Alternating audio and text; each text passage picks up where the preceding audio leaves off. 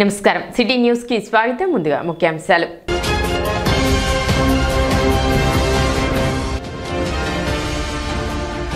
అత్యంత భక్తి శ్రద్ధలతో బక్రీద్ పర్వదిన వేడుకలు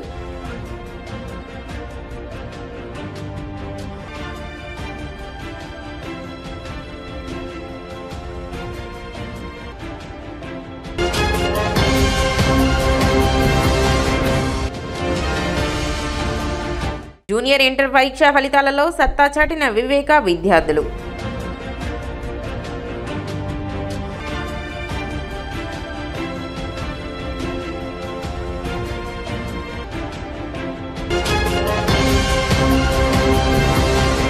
ప్రముఖ గుండె వ్యాధుల నిపుణులు డాక్టర్ గద్దె శివనాగ మల్లేశ్వరరావు సంతాప సభ ఐఎంఏ హాల్ నందు జరిగింది. ఐఎంఏ శాఖ ఆధ్వర్యంలో ఆయన చిత్రపటానికి పూలమాలలు వేసి నివాళులు అర్పించారు. పలువురు వైద్యులు ఆయనతో ఉన్న అనుబంధాన్ని, ఆయన యొక్క గొప్పతనాన్ని, వైద్య వృత్తికి ఆయన చేసిన సేవలను పలు రీతుల్లో కొనియాడారు. తెనాలి పట్టణ బ్రాంచ్ అధ్యక్షులు doctor K Anil Kumar, Tenali IMA branch general secretary doctor Madhu Prabhakar Babu, doctor Pavani Priyanka, doctor K Shyamprasad, ప్రముఖ వైద్యులు డాక్టర్ చందు సాంబశివుడు, శేషగిరి, గంటా నరసింహారావు, పలువురు వైద్యులు పాల్గొన్నారు.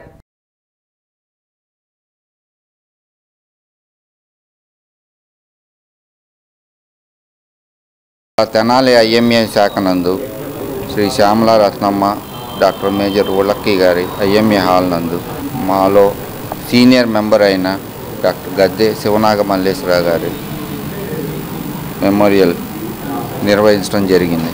డాక్టర్ శివనాగ మల్లేశ్వరరావు గారు 1956లో జన్మించి కొలకలూరు గ్రామంలో తెనాలి తాలూకాను జన్మించి గుంటూరు మెడికల్ కాలేజీలో 1980 దశకంలో జాయిన్ అయ్యి మా ఎల్లోపతి నందే అత్యుత్తమమైన గుండె జబ్బుల గురించి ఎండిడిఎం చేసిన మాలో ఒక సూపర్ స్పెషలిస్ట్ సభ్యుడు ఆయనకి ఒక విధంగా అకస్మాత్తుగా ఈ మరణం అనేది జరిగిందని మేము అనుకుంటున్నాం. అది వన్ ఆఫ్ ది రీజన్ ఏంటంటే హెపటోసెల్యులర్ కార్సినోమా, అంటే లివర్కి సంబంధించిన ఈ మ్యాలిగ్నెన్సీ క్యాన్సర్ జబ్బు. అది ఎంత మహమ్మారి అంటే ఆయనకి ఏం అలవాటు లేకపోయినా లోపల క్యాన్సర్ పెరుగుతున్న వల్ల జస్ట్ 15 రోజులు 4 రోజుల క్రితం డయాగ్నోసిస్ చేసి కనుక్కోవడం అయినది. అప్పటికే లేట్ అయిపోయి స్టేజ్ 4 నందు జరిగింది. ఎంత చదువున్నా కూడాను, ఎంత మనం ఉన్నత శిఖరాలకు వెళ్ళినా కూడాను ఈ క్యాన్సర్ని సమూలం జయించడం ఇంకా డాక్టర్లకి వీలు కావట్లేదు. ఇది ఒక ఎగ్జాంపుల్. మా ఐఎంఏలో senior member cardiologist Sivanaga Malleswararao చనిపోవటం మాకందరికీ ఆశ్చర్యాన్ని కల్పించింది. పాపం చిన్న వయసులోనే బాగా ఉంటున్నాడు, సడన్గా చనిపోవటం కొంచెం అంటే ఆయన ఇంతకుముందు గుంటూరు, ఖమ్మం, హైదరాబాద్ అన్నీ తిరిగాడు, ప్రొఫెసర్గా చేశాడు. ఇక్కడికి చివరి రోజులు ఆయన నేటివ్ ప్లేస్ దగ్గరే ఇక్కడ పొలకలూరు, చివరిలో ఇక్కడ తెనాలు రావటం, ఇక్కడ తెనాలు కొంచెం మంచిగా ఉన్న టైంలో ఈమె చనిపోవటం అనేది చాలా బాధాకరం. ఆయన ఎక్కడున్నా కానీ ఆయన ఆత్మకు శాంతి కలగాలని ఆయన కుటుంబ సభ్యులందరూ కూడా నా ప్రగాఢ సానుభూతి తెలియజేస్తున్నారు. నాగమల్లేశ్వరరావు గారు నవకేషన్ రోడ్లోని ప్రముఖ ఆరోగ్య హాస్పిటల్లో వ్యవస్థాపకులు. కరోనా సమయంలో సుమారు 60 ఏళ్ళ పైబడి వయసున్నా కూడా ఆయన ఏమాత్రం కూడా ప్రాణాలకి భయపడకుండా ఎంతోమంది పేషెంట్లకి ఆయన వైద్యాన్ని అందించారు. తెనాలి రూరల్ ప్రాంతంలో యాక్చువల్గా పూర్తి స్థాయి వైద్య నిపుణులు, గుండెకి సంబంధించిన వైద్య నిపుణులు లేరు. ఆయన పూర్తి స్థాయి గుండె వైద్య నిపుణులు. ఆయన మరణం ఖచ్చితంగా ఈ పేషెంట్లకి, మెడికల్ ఫ్రెటర్నిటీకి గొప్ప లోటు. 69 సంవత్సరాలు ఆయనకి ఆర్థికంగా, సామాజికంగా చాలా స్థిరపడిన వ్యక్తి. ఒక విధంగా చెప్పాలంటే ఈ వయసులో మరణం అనేది అకాల మరణం కిందే మనం భావించాలి. సో ఆయన యొక్క ఆత్మకు శాంతి కలగాలని కోరుకుంటూ ఈరోజు ఐఎంఏ హాల్ తెనాలిలో సంతాప సభను నిర్వహించి ఆయన యొక్క మెమరీస్ని మేము గుర్తు చేసుకోవడానికి ప్రయత్నిస్తాం. ఈ రోజు ప్రకటించిన జూనియర్ ఇంటర్ ఫలితాలలో వివేక విద్యా సంస్థల విద్యార్థులు రాష్ట్ర స్థాయిలో ఉత్తమ మార్కులు సాధించారు. ఎంపీసీ గ్రూపులో 470 మార్కులకు గాను ఇద్దరు విద్యార్థులు పి సుహానా మరియు ఎన్ కృష్ణప్రియలు 467 మార్కులు సాధించి మన ప్రాంత కీర్తి ప్రతిష్టలు పెంచారు. వీరితో పాటు మరో 3 విద్యార్థులు ఆర్ వేదవర్షిని, ఎల్ లిఖిత మరియు అష్రఫ్లు 470కి గాను 465 మార్కులు సాధించారు. జె పవన్ సాయి, జి నిశాంత్లు 464 మార్కులు సాధించగా 20 మంది విద్యార్థులు 460 మార్కులు సాధించి సత్తా చాటారు. ఎంఈసీ గ్రూప్లో వై లిఖిత 500 మార్కులకు గాను 486 మార్కులు సాధించి రాష్ట్ర స్థాయిలో ప్రతిభను చాటారు. బైపీసీ గ్రూప్లో 440 మార్కులకు గాను ఎస్కే మిస్బా 433 మార్కులు సాధించడం విశేషం. వీరందరినీ స్వామీజీ భాస్కరానంద సరస్వతి అభినందించి సత్కరించారు. ఇప్పటికే 2025లో రాష్ట్ర స్థాయిలో జరిగిన అన్ని పరీక్షల్లోనూ వివేక విద్యార్థులు ఉత్తమ మార్కులు సాధించడమే కాక జాతీయ స్థాయిలో జరిగిన పరీక్షల్లో కూడా అద్భుత ఫలితాలు సాధించి వివేక విద్యా సంస్థలు రాష్ట్ర స్థాయిలో ఫస్ట్, జాతీయ స్థాయిలో బెస్ట్ అని ప్రజలచే కొనియాడబడుతున్నారని డైరెక్టర్ ఆర్ వీరనారాయణ మరియు ప్రిన్సిపల్ జ్యోతి, శ్రావణి, డీన్ ఎన్ శ్రీనివాసరావు, పిడి సునీల్ హర్షాన్ని వ్యక్తం చేశారు. కార్యక్రమంలో మురళి, రాంబాబు, ఠాగూర్, లావణ్య, రోజా, అనురాధ తదితరులు పాల్గొన్నారు. మన ఇంటర్మీడియట్ బోర్డు వారు జూనియర్ ఇంటర్ ఫలితాలని వెలువరించడం జరిగింది. యథావిధిగానే మనందరికీ తెలిసినట్లుగానే ఎప్పుడు ఎక్స్పెక్ట్ చేసినట్లుగానే ఆనవాయితీ పోకుండా క్రెడిట్ అనేది ఎప్పుడు మన దగ్గర ఉండేలాగా మరి ఈ ఫస్ట్ ఇయర్ ఫలితాల్లో కూడా అద్భుత ఫలితాలు మన విద్యార్థులు సాధించాలని తెలియడానికి సంతోషిస్తూ మనకి 3 గ్రూప్స్ మనకి ఫస్ట్ ఇయర్లో ఉన్నాయి. ఒకటి ఎంపీసీ గ్రూప్, 2 బైపీసీ గ్రూప్, 3వది ఎంఈసీ గ్రూప్. ఈ 3 గ్రూపులకి మన విద్యార్థులు పరీక్షలు రాయడం జరిగింది. దీనిలో ఎంపీసీ గ్రూప్కి 473 మార్కులకి పరీక్షలు నిర్వహించారు. బైపీసీ గ్రూప్కి 440 మార్కులకి పరీక్ష నిర్వహించారు. ఎంఈసీ గ్రూప్కి 500 మార్కులకి పరీక్ష నిర్వహించడం జరిగింది. ఇందులో ఇప్పుడు వెలువడిన ఫలితాలలో చూసినట్లయితే ఎంపీసీ గ్రూప్లో 470 మార్కులు గాను 2 విద్యార్థులు 467 మార్కులు సాధించారు. మనందరికీ తెలిసిన విషయమే, గతంలో కూడా కృష్ణ ప్రియ ఆమె ఫస్ట్ టైమే 467 సాధించి ఒక మంచి రికార్డుని సృష్టించింది ఆ పాప ఎంపీసీ గ్రూప్లో.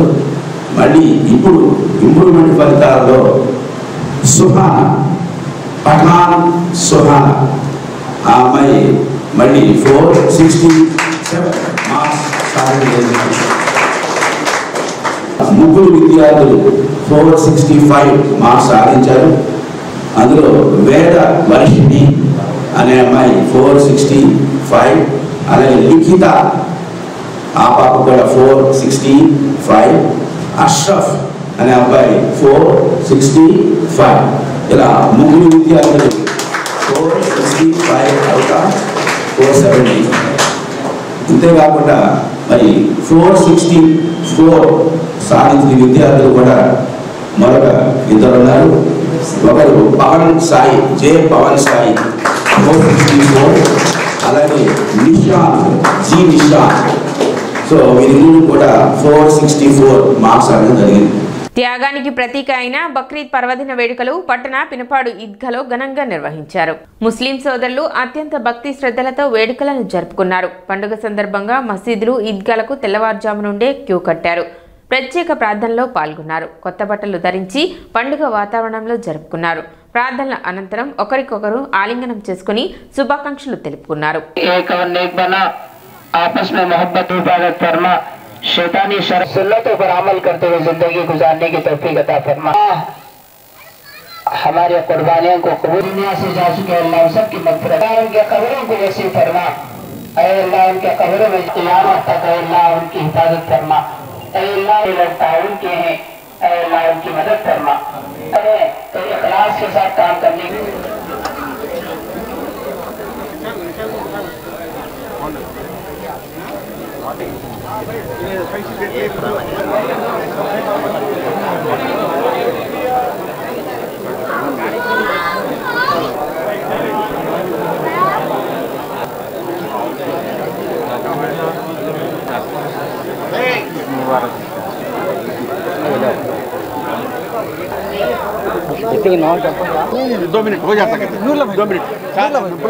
పెద్ద పండుగ దేశంలోనే ప్రపంచంలోనే ముస్లింలకు చెప్పారో అవన్నీ పాటించి జాగ్రత్తగా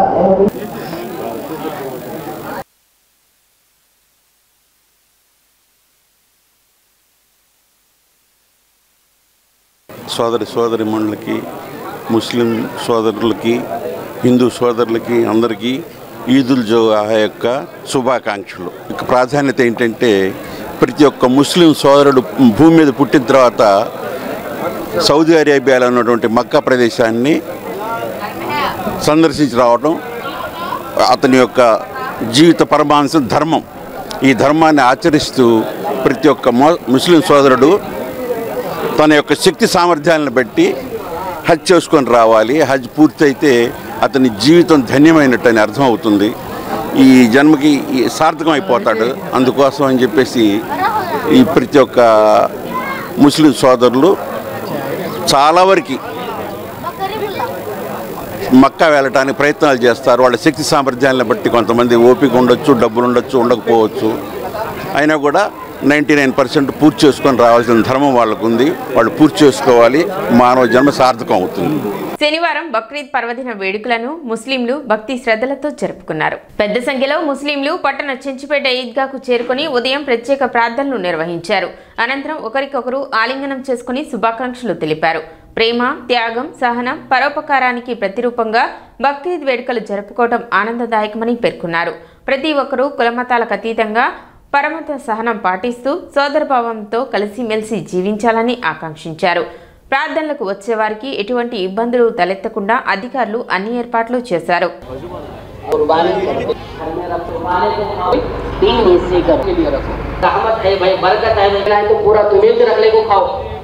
सालन बनाकर खाए, पिज़्ज़ा नहीं खाना, डेटा में पकड़ ले शर्मगा और पेश 7 चीजें हलाल जानवर के अंदर।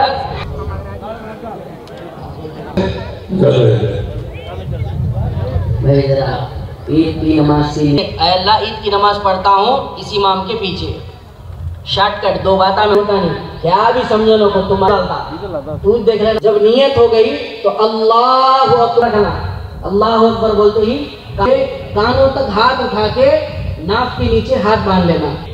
अल्लाह अकबर बोलते ही ना बोले, कानों तक हाथ उठाए। जब चौथी फातिहा सानी सूरा होने के अल्लाहु Akbar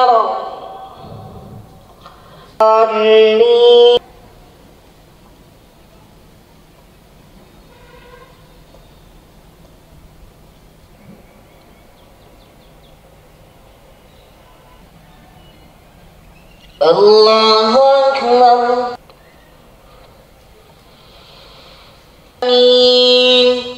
Ar-Rahman wal-Hakim.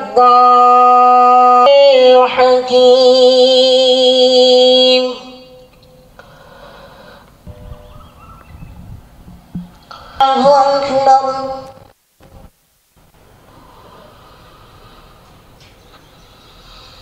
Allahu Akbar.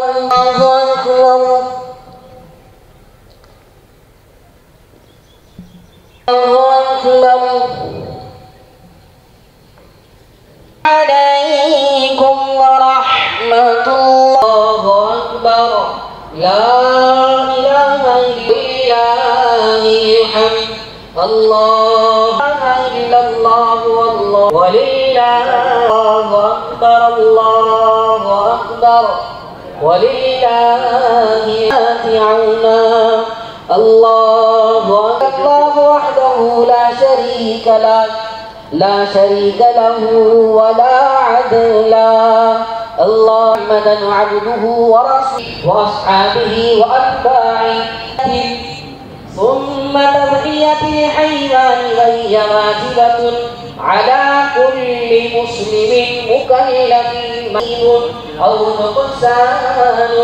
ربنا وتقبل دعاء ربنا اغفر اللهم استر عوراتنا وارزقنا اجتناب من النفاق من الكذب إلا الله الحليم ولا يسرتها يا إلهام فرما. अल्लाह ये दुनिया धोखा है।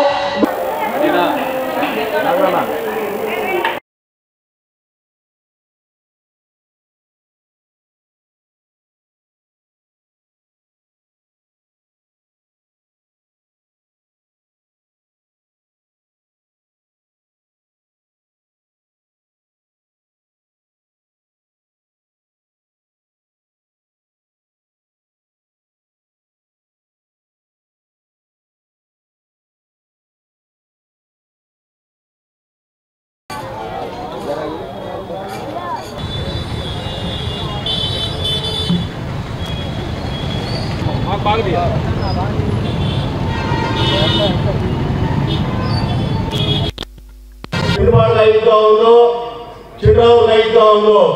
3 डेवलपमेंट आवाज में भी 2009 से 14 के अंदर नारायण मनोहर साहब के हयात में थे इनके डेवलप हुए। फिर अभी भी उन्होंने हमारे सबके हमें सभी साथ देने से फिर वो तेनाली एमएलए के स्टेट मिनिस्टर बने। हमारे मुसलमान भाइयों को जो भी काम है नारायण मनोहर साहब के ऑफिस को आ सकते उनके लिए फिर सभी दुआ करो। नारायण मनोहर साहब है तुम्हारा सबको क्या करने भी तैयार है। आप सब वो टाइम में भी ऑफिस का को कौन सा काम भी करा ले सकते। आप सब नारायण मनोहर साहब के लिए दुआ करो इंशाअल्लाह। अस्सलाम वालेकुम। तेनाली में दोनों है मिनिस्टर दोनों भी हमारे राजा साहब से नहीं है। आज ये बकरीद का मुबारक सबको बोलता हूँ मैं। अब डेवलपमेंट है हमारे जाहिर साहब बोले तेनाली में डेवलपमेंट क्या है बल्कि हमारे ईद में क्या भी डेवलपमेंट हुआ नहीं हमारा बहुत करने का है हमारा मनोहर साहब। చట్ట వ్యతిరేక చర్యలకు పాల్పడిన పోలీసులపై చర్యలు తీసుకోవాలని హైకోర్టు న్యాయవాది పెరికల డానియల్ పేర్కొన్నారు. ఇటీవల తెనాలిలో జరిగిన ఉదాంతంపై ఆయన మీడియా సమావేశం నిర్వహించారు. తప్పు చేసిన వారిని చట్ట ప్రకారం శిక్షించాలి తప్ప చట్ట వ్యతిరేకంగా వ్యవహరించకూడదన్నారు.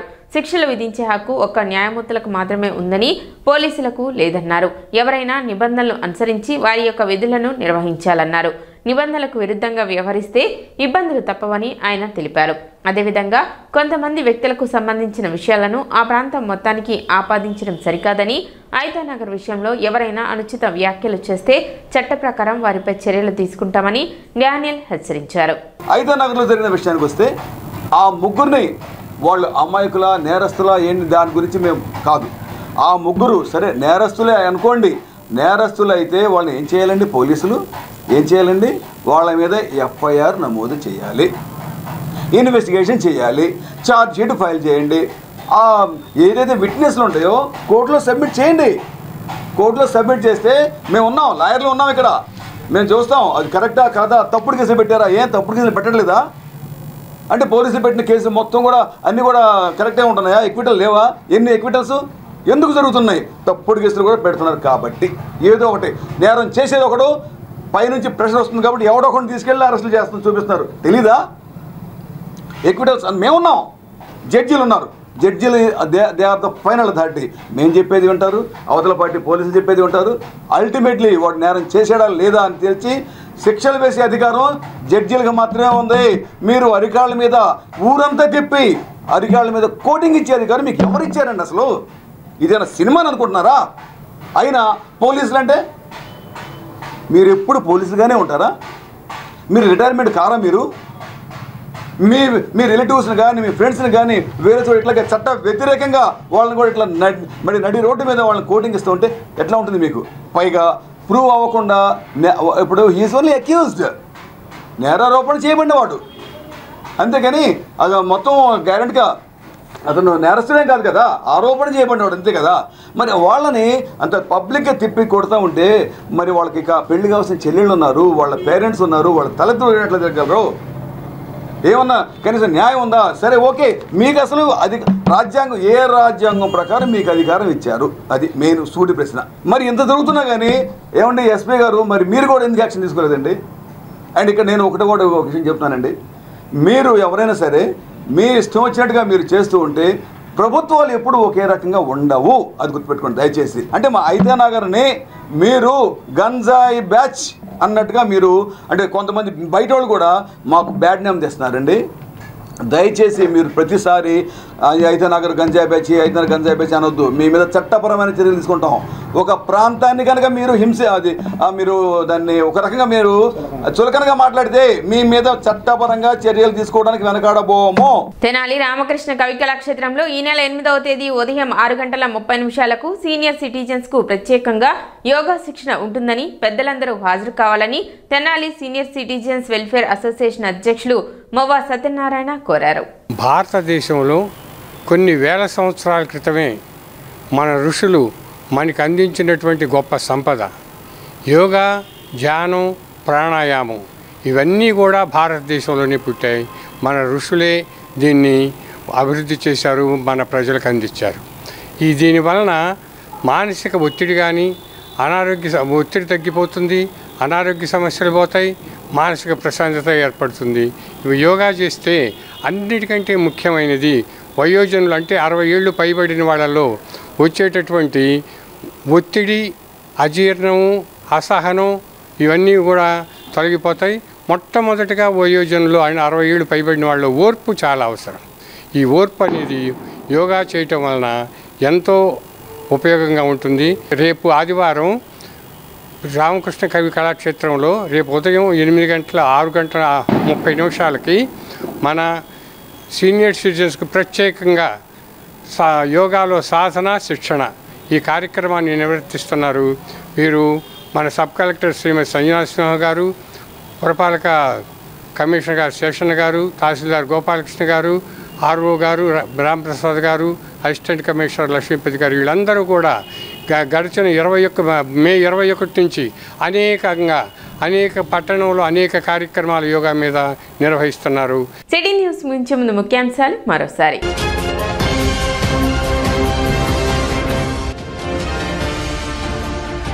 అత్యంత భక్తి శ్రద్ధలతో బక్రీద్ పర్వదిన వేడుకలు.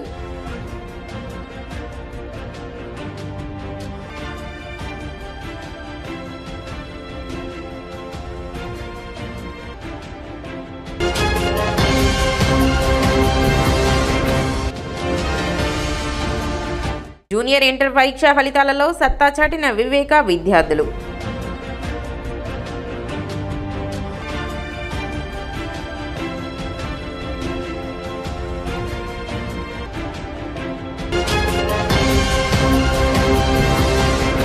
సిటీ న్యూస్ ఇంతటితో సమాప్తం. నమస్కారం.